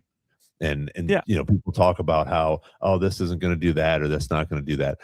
Everybody that's on these podcasts is going to see Mandalorian and Grogu. They're going to go watch it because of what it is. First of all, it's Star Wars. Second of all, you have 2 of the biggest characters in the Star Wars universe at this time, especially with Grogu, along with some of these other major actors that are throwing their voices in there, along with some of these major actors that are actually going to be playing in these movies. And so I think that's going to be an interesting way to see how they explain some of these stories. Yeah. And you're exactly right. I mean, you go to a store, there's a Star Wars section, like Lego, it's everything Star Wars. But to your point, though, and to the Mandalorian or whatever it was. Sorry. The myth, the legend. The key word there was respectfully. That seems to be lost in translation, but the respectfully of it all. It I guess in Star Wars, it's the internet has the ability to hide behind a username has made people very vocal in recent times. But that, what are you gonna do? Either way, there's so much Star Wars at this point that you're not gonna find somebody that agrees with everything that you think. It's impossible because there's so much of it. You're not going to find somebody who likes the same things you like, dislikes the same things you like, and it's exactly the same. But that's what I think works about it. Last year, you got Andor, a very ground level, just rebel show. And it was, I mean, talk about one of the greatest things of all time. But Yeah. this year, you're getting Ahsoka season 2, a second season of a Star Wars show. So they should be very similar. Nope. One's completely about like the Force itself and the origins of the Mortis gods and all this crazy stuff, while also being Thrawn in the Heir to the Empire. It's completely different. And then you have the Mandalorian and Grogu, a bounty hunting New Republic huts and underworld stuff. Crazy. Then you have a Sith Lord, a former Sith Lord, in a 10-episode animated series who's now going to be the ruler of the underworld, fighting against Inquisitors in the Empire. Like, whatever you want in Star Wars, whether it's lightsabers, whether it's rebellion, whether it's bounty hunters, whether anything, it's right there. And that was all I just mentioned, projects within the last 12 months. Like, this is all right now. We're getting whatever you want, and you can choose whatever you want and choose what you don't want too. And that's the best part about it. Yeah, and you throw video games in there and books and comics. Like, you have everything that you want. I mean, if you are a sequels fan, the Legacy book's going to be for you. Like, you could dive into it. You know what I mean? I'm excited to read that book. I am too, because it draws the connection for Ahsoka, Rey and Leia, and it makes it so much stronger. And because we didn't have Carrie, obviously that was pushed back a little bit, but there's not a lot of time gaps in between the sequel trilogy. That time gap between 8 and 9 with Leia and Rey is a big one. Oh, for sure. It's gonna be awesome. But yeah, so like you gotta find something. If you can't find something you like, at least like in Star Wars right now, then you might just need to go find a new franchise. Like, if you're that angry, right? I mean, it might just be time to move on. If you really hate everything that's out there and Disney's ruined everything and blah blah blah blah blah. Like, I mean, that's what I don't get. Do you know what I mean? Disney ruins everything. Yeah, Disney ruins everything is crazy to me. Yeah, and it's like you guys said about it respectfully. Like, I think the Mandarian has a great point. We had this young lady, Marina. She's just getting started in podcasting. She's got great points. She was kind of afraid to tell us that like Rey was her favorite character because she wasn't sure exactly. Well, like, dude, like, you're in a safe space right now. You know, been more people, and I've said this about Mike's show and Ron, this show as well. Like, we just need more people like us. And I think it is growing. There's going to be more of us eventually, just like Lando says, and spreading that positivity and doing it respectfully. Because, I don't love everything that's come out so far, but I'm not going to sit there and bash somebody because I do like it. I want to know why they like it. And we've had plenty of conversations with like Charlie loves The Last Jedi, or whatever. And so they're like trying to see it through their eyes or whatever. And I just think, take a minute, try to see it through someone else's eyes. You might learn something. Yeah. Absolutely. So what you're saying is there's been an awakening There has been in the Star Wars fandom. You've seen it. You've seen it like over maybe the last 5 years, give or take. Like, not just, I guess, more love for the sequels out there, much like the prequels got the same thing, crapped on release, but then as time passes, but you've seen it out there, just more positivity in the Star Wars community. And maybe it's because the content's been so good. Andor season 2 was incredible. Mando has been great. Ahsoka was great. Bad Batch was great. The Tale stuff has been great. Maybe it's because the content has just been so good, but it might just be because people are so sick and tired of all the negativity. The news is negative. Everything is negative in life all the time. Why does your Star Wars got to be negative? It's supposed to be an escape. So why ruin it? Yeah, exactly. And that's the thing. I think that people want to talk bad about things. I mean, but the sequels were not my favorite, but I'm not going to change anything about it. So why am I going to get pissed about this or that, in reference to some of the story? Because all in all, it was a good story, and you have Easter eggs, you have different things that are bringing it back around to some of the new stuff that's coming up. It's the same thing. They're bringing new characters in here for us to continue the story to go on, and because you can't continue with Luke, Han, and Leia, and Chewie, and R2 and C3PO.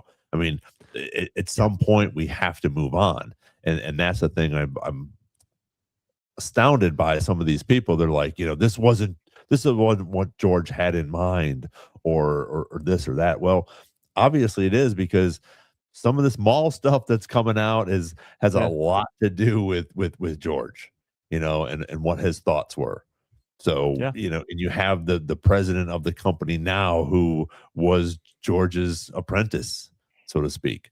So I think that everything that's coming out now is fantastic, and we're growing into some of the disliked things. We're growing into them a little bit more because we're getting some more information about them. And but like you said, Mike, it's a fantasy. It's a way to get away. It's a way for us to sit here for 2 hours and talk about science fiction and characters that don't exist in real Yep. life, but the story behind it that George created, 49 years ago, we're still talking about it. So obviously they're still doing something right. Yeah, Absolutely. that's for sure. So what So you're we'll saying, switch, Jimmy was but saying, there's been an awakening. Now what you're saying is let the past die, kill it if you have to. right, exactly. Luke, Leia, and Han had to. Well, you bring up a great point about the sequels too. It was sort of the same thing I was saying about Luke, how people wanted to see him in his peak. There had to be a new generation of characters, but I guess the people who were going to see it went in with the mindset of this is just another episode for Luke, Leia, and Han.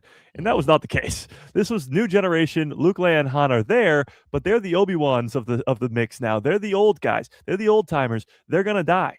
And the original trilogy would have had that same reaction if it had come out after the prequels, but it didn't work that way. Right. They're So doing it. Yeah. I mean, they're doing it in Marvel right now. They're slowly replacing people in their prime of their lives. They're slowly replacing Hemsworth and all these characters to start a next generations with all these young kids. When you and the would have reaction is the same. The yes, reaction it is is not people are very against it. And maybe that's the thing is people just don't want new. You see the argument go both ways. Some people say, leave the Skywalker name behind. Go tell something 100 years in the future. Go tell something 1,000 years in the past. Go tell the old Republic. Just leave it all alone. And then you see other people who say, if it's not Skywalker, I don't want it. If it's not Yeah. Luke, Leia, Han, if it's not Vader, I don't want it. And I think the problem is it's going to be something in the middle. It's going to be a little bit of both. You're going to get a Maul series. Well, you're also going to get a Starfighter movie. And you're going to get a Dawn of the Jedi movie. It's going to be a mixture of both. And you're going to have to, I guess, deal with that and deal with the fact that your favorite characters are going to die. They all do. It's the circle of life. My favorite characters are Anakin, Ahsoka, and Maul. 2, I know for a fact, are dead. Ahsoka's still hanging on, barely. But all your favorite characters are going to die. You just don't want to see it. That's why The Force Awakens got crapped on, because Han dies. Han Solo is going to die eventually. He has to. So it just, I know you don't want to see your favorite characters die, but they're going to. And that's why my greatest predictions are somebody's going to die, because it always happens. Well, and I think you had a good explanation of the generation thing, because look at where me and Jimmy are, and where you're at. I mean, we didn't know who Ahsoka was. Yeah. Where when you start coming up, that's your generation right now, which is awesome, and I think they've done a fantastic job. I mean, Ahsoka is one of my favorite all time characters at this point. I mean, just phenomenal. So for them to continue to do that and bring this next generation of yours, Mike, to continue to love the OGs like we did, but then everything else to come along with the prequels, with the sequels, with the animation, with the live action, to bring all of that together so that somebody in their 20s and somebody in their 50s and 60s can sit here and talk about Star Wars for 2 hours and have the same thoughts about it, and maybe not agree on everything and not have the same favorite characters, but be able to talk about it and have fun with it. And that's what I think is so great about it. Well, it's a generational thing too. Like you guys, obviously growing up in the originals and the prequels, so to speak, you have those characters. It's Obi-Wan and Anakin, and it's Obi-Wan and Anakin in both trilogies. Obviously, it's Luke, Leia, and Han in the second one, but still, it's Padme, Obi-Wan, and Anakin. now you have characters like Ahsoka Tano is now 20 years old probably as a character, which is crazy. But you think about her, she's now a legacy character because she's 20 years old. So you look at newer characters, even like Ezra, one of my favorite characters ever. Ezra's what debuted in 2014, maybe like 12 years ago, or even did in Grogu. We're getting a Mandalorian and Grogu movie. Grogu is everywhere. He's the star of the show when it comes to the Star Wars universe right now. He's 6 years old. He was created 6 years ago in 2019 or 2020. Yeah, 2019, 7 years ago, 6 or 7 years ago. Oh no, 6 or 7 years ago when the Mandalorian first came out, and now they're fan favorite characters. And in 10 years, they'll be legacy characters. And it just the cycle continues. But people who complain about new, at some point, everything was new. At some point, Maul was new. At some point, the character of Ahsoka was new. And everybody had the same reaction. She's annoying. She's the worst. No, thank you. Omega. She's annoying. She's the worst. No, thank you. It's called character development. Give it a second. But it's the same thing. I guess with Din Djarin, people liked him on immediately, but that's a rare scenario. Andor was a side character or a main character, but not the main character of Rogue One. When the Andor series was announced, we all went, everybody groaned at the same time because we were like, who cares? And it became one of the best shows ever. And Andor became a fan favorite character. Bix became a fan favorite character. People you'd never even heard of 5 years ago. That's what Star Wars does to you. So that's why Spybot is going to be a fan favorite character in about 3 weeks. We'll find out who he is or what he is. Or what he is. We'll switch gears a little bit. Since you were speaking about this. Yes. The Mandalorian. Yes. It's going to be interesting how all of this comes to fruition, because I feel like, and Jimmy, I don't know if you've heard us talk before, but I feel like all three of these are going to combine into, there's going to be little bits and pieces that are going to help each story, I think, this year. I think the Maul will have something to do with Mando or Ahsoka, and vice versa for the other ones. They're going to tie in somehow, whether it's a character, whether it's not a law, but something that we figure out in between that's going to create these all to come together. But I think with the trailer, the picture that you brought up last week, Mike, what a crazy thing that was. Let me see if I can bring it up here. It's just like but they this one here, use Vader, pirate, in the cage. right? Yeah. Oh yeah. Just seeing Grogu in the birdcage like that is insane. And we all want to know what's going on here. And to have all these other characters, even the people in the background, for me, I think is so cool for the newness. And like you said, Mike, some of these, obviously Grogu is going to be a legacy character, but who knows if one of these other people are, and they very well could be, depending on how this movie goes. Yeah, well, Shadow Council members, you got to think, are pretty important, and they could end up being a character like that bald guy in that photo could be, all these guys. We know at least Pelion is one of them, not one of these five, but he is from the Legends Thrawn trilogy, and he's going to be in canon now. He is in canon now. So he's already a familiar name, but these characters, I guess the way I could see them, and you talk about eventually they could become legacy characters, they could become the next Tarkin or the next Krennic or the next whatever, you name it. Like, more so those types of characters. Maybe not the next Thrawn, because Thrawn's pretty badass, but either way, like the Mandalorian and Grogu is going to introduce Shadow Council members and hopefully Thrawn and maybe some more Imperial Remnant stuff.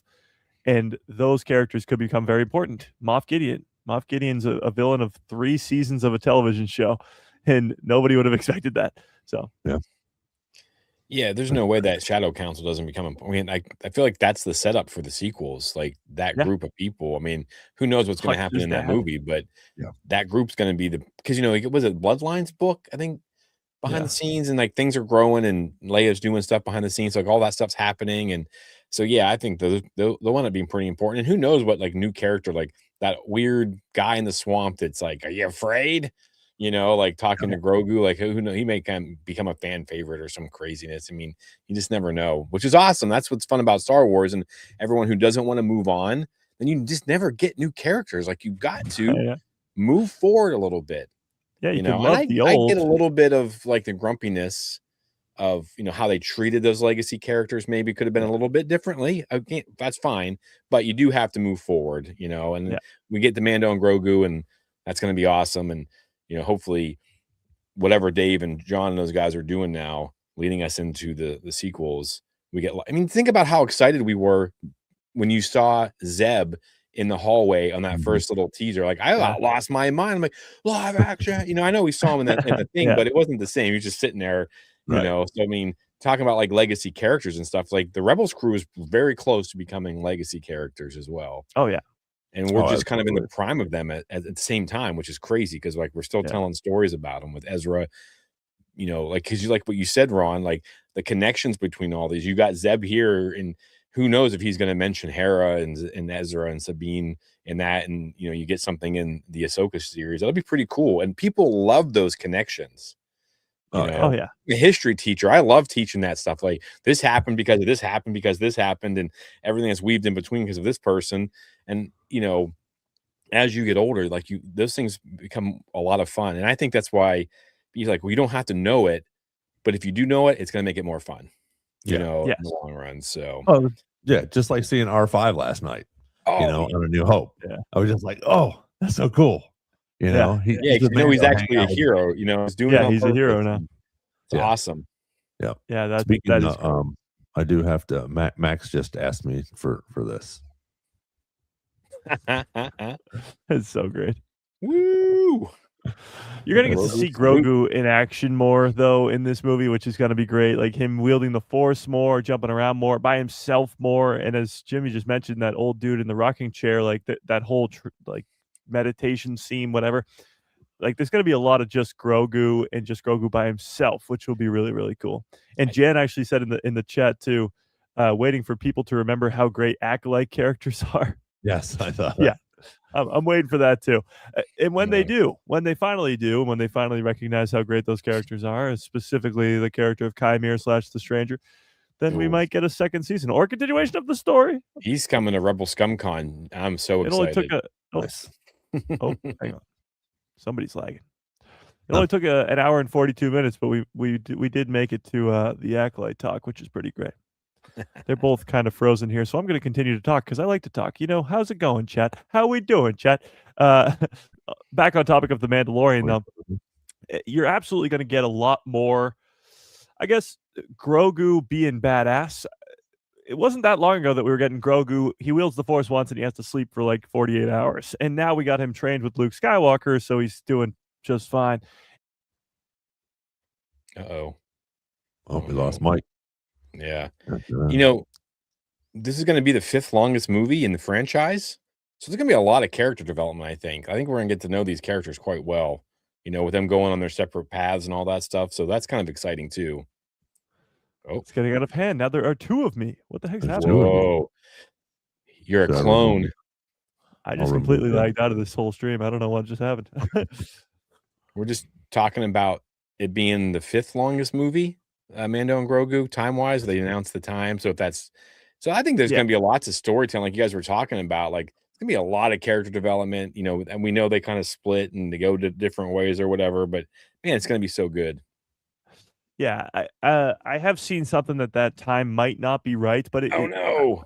it might just be a placeholder they're saying. But Okay. either way, I think it will be close to that. Like that, they wouldn't just throw out that number for no reason at all. So I think it's probably close to that 2-hour 20 mark, which would be great. I can't see them. I can't see it being a very short movie. Like there's a lot that has to go down in this movie. We talk about it all the time with this trailer and how it focuses on the Hutts and the Empire and Grogu by himself training with that old dude. Like there's so much going on that you need a long time to do it. We talk about how is Ahsoka going to explain all the stuff with the war in our Star Wars and the Peridia Galaxy, how they're going to do all that stuff in 8 episodes, how they're going to do all this stuff with the Mandalorian and Grogu in just 2 hours. That's Well, valid.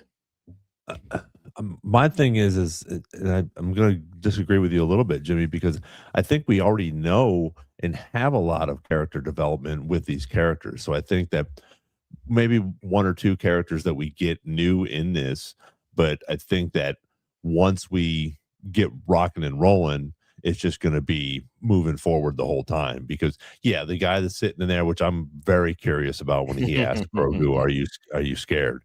I'm Yeah. very curious to see what that develops into. But I don't think we're going to need a huge background for that person. I think that we're going to be mainly on Din Grogu, going in, setting this trilogy up, hopefully.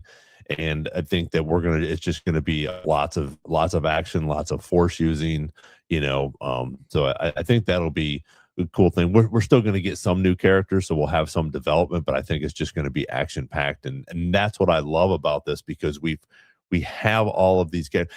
If Bo-Katan comes in, you don't have to give a backstory for her, because if No. you haven't seen season 1, 2, and 3, then I mean, not why are you watching this, but you probably should go watch 1, 2, and 3. And Get and outta that's why here. you're probably watching this movie, because you have seen 1, 2, and 3, and you love Grogu, or you think the Mandalorian's a badass. So you're coming into this, and you see that, same with Bill Burr's character. If he shows up, we don't need an explanation for him, or Cara Dune. Now we'll need an explanation for Grief, to see what happens to him. Mhm. Obviously, Carl Weathers has passed on, and I think there will be some sort of story, and I think that could be some sort of revenge in reference to, what Mando wants to do, or to some of these people. But I think it'll be and just action, and just moving forward the whole time, which is going to be fantastic.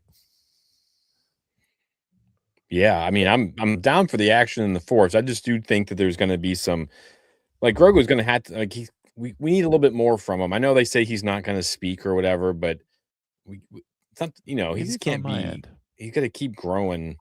So I don't know. Yeah. But I'm down for whatever they give us. I think it's gonna be exciting. Hang on. Yeah. You good, Mike? Can you hear us? Hello? Uh-oh. Uh-oh. You can still hear me, Jimmy? Yeah. Okay. Yeah. All right, everybody in the chat, can you hear me and Jimmy? Is everybody?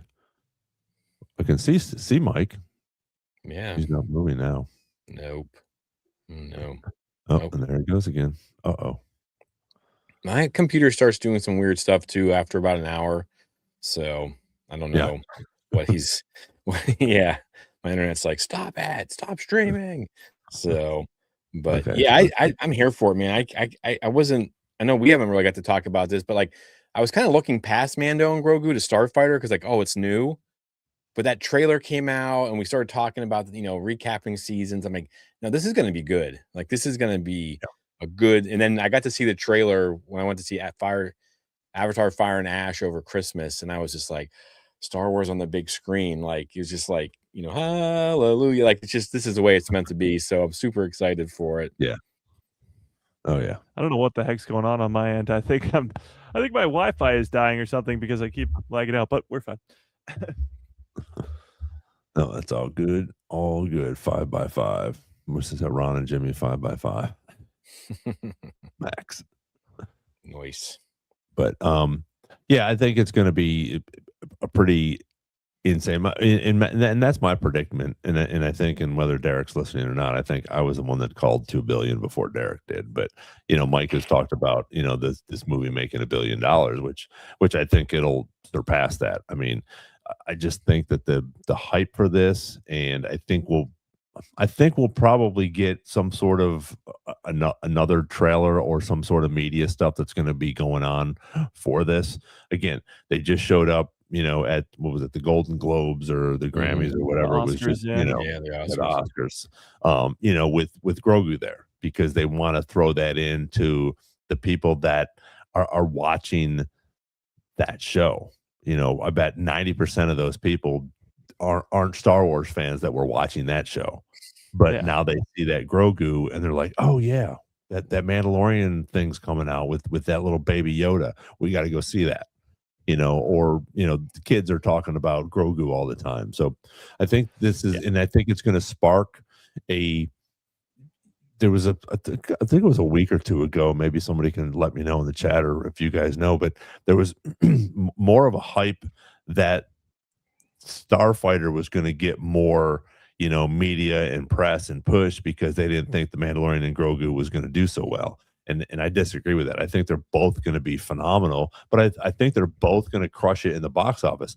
Now, like we talked about, I think just briefly before we even got on the air, once Spider-Man drops, I mean, Mandalorian and Grogu is going to number 2, but Oh yeah.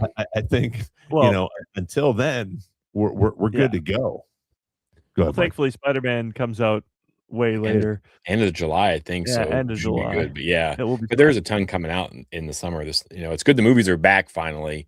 It feels Yes. like, which is But awesome. to kickstart all the summer off is the Mandalorian and Grogu. Yeah. Like in May, there's just that movie. Well, obviously other movies are coming out, but in terms of big blockbuster Big movies, that's it.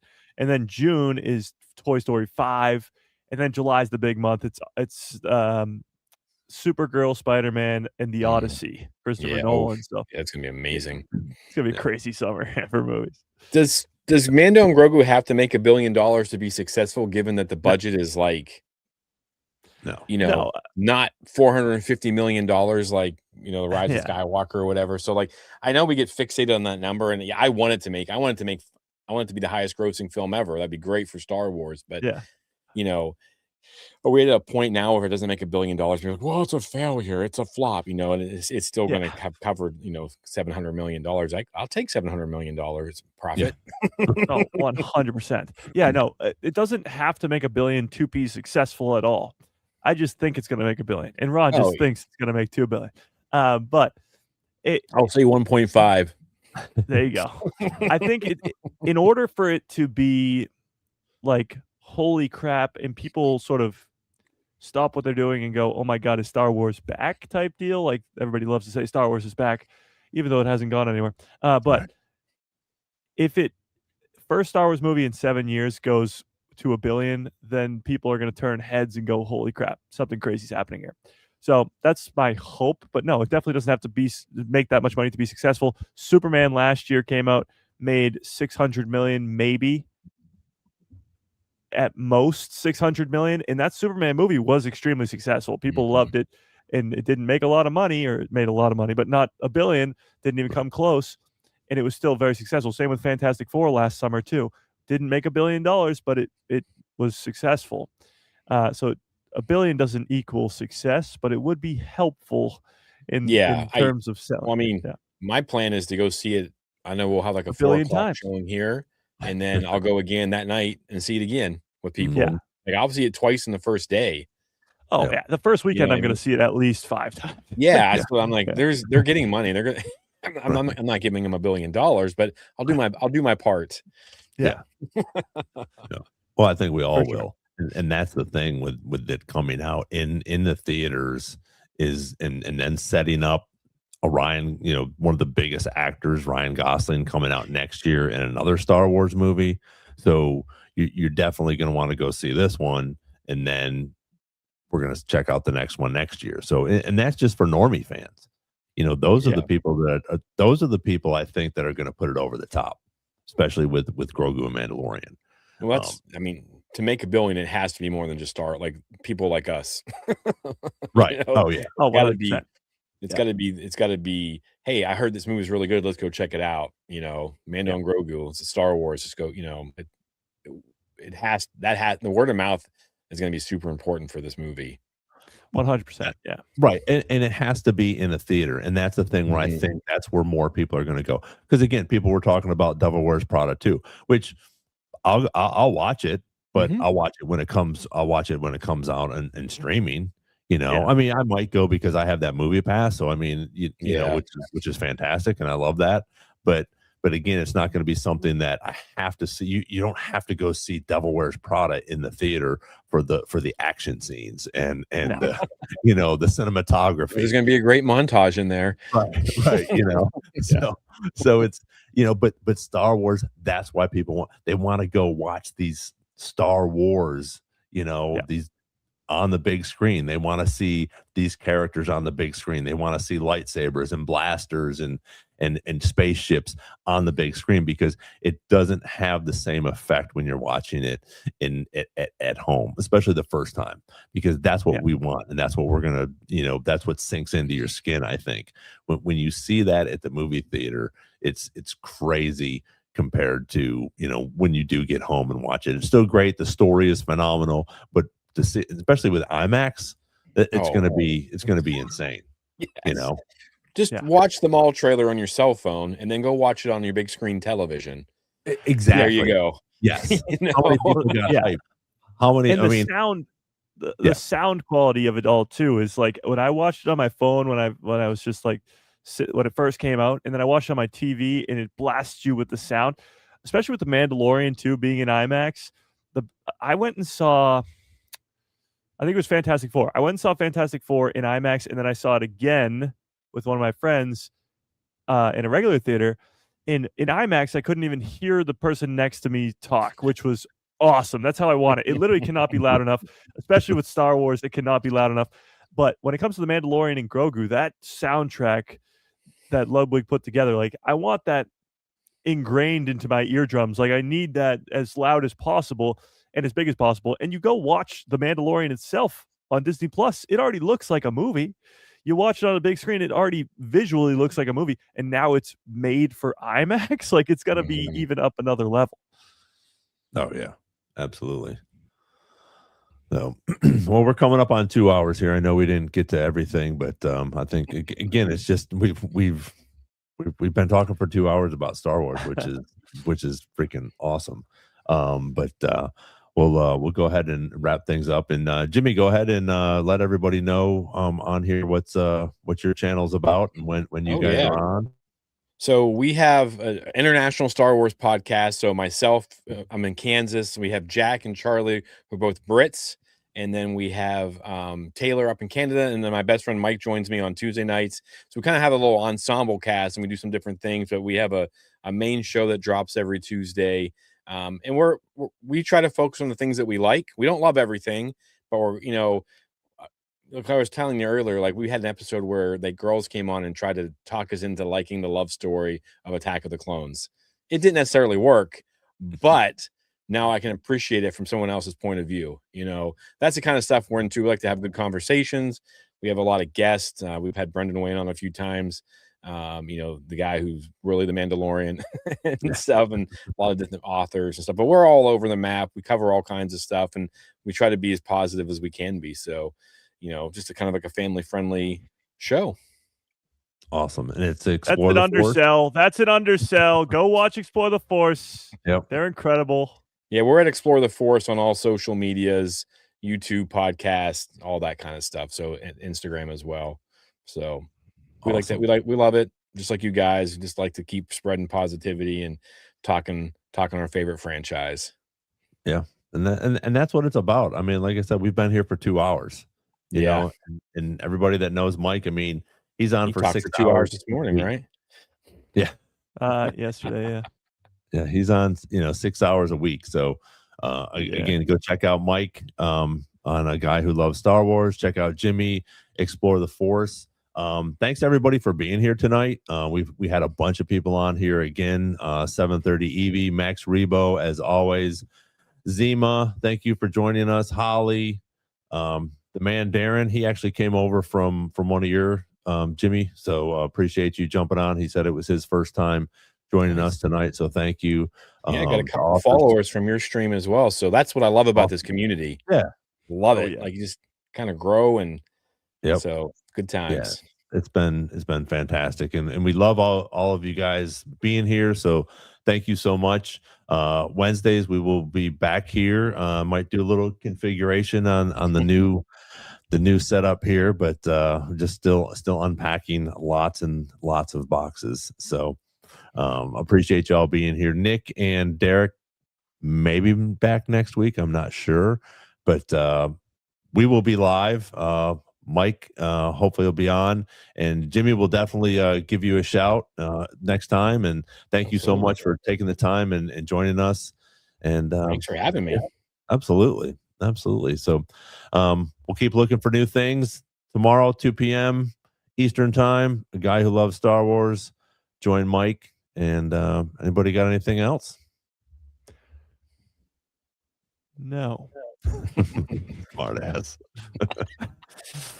We'll see you on the next Star Wars Jedi chat. What do you think, R2? Exactly. May the force be with you.